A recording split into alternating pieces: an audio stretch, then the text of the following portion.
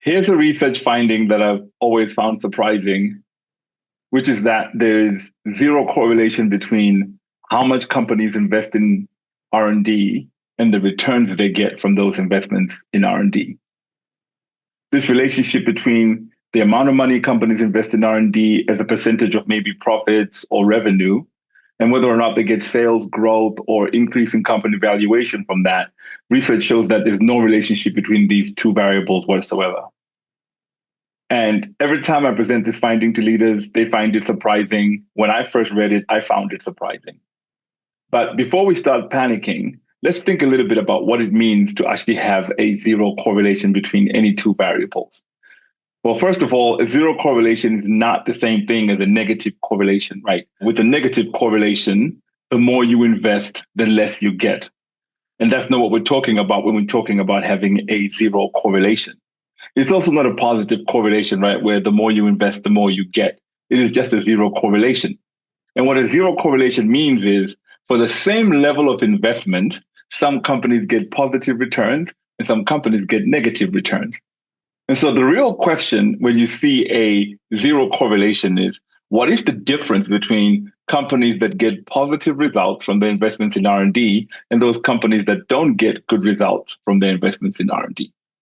And the research, when you dig deeper, actually shows that companies that have a really good understanding of their customers' jobs, pains, gains, a really deep empathy for their customer needs, a real understanding of what customers are trying to accomplish, when they marry that with their investments in R&D, they get really, really good returns.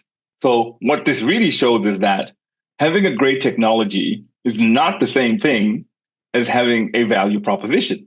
You only have a value proposition when you start delivering value to customers and helping them accomplish what they want to accomplish.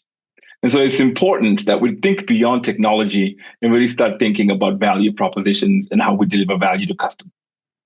But there's one other thing that we also need to think about, right? Which is having a value proposition or having a really good value proposition is not the same thing as having a profitable business model.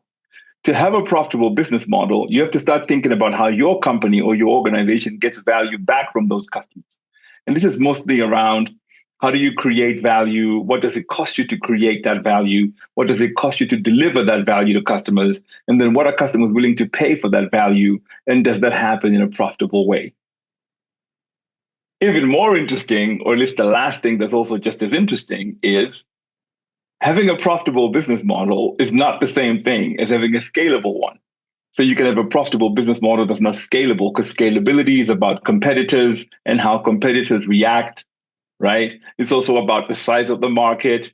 It's also about regulation and infrastructure and any other things that are in your business environment that might constrain your ability to scale.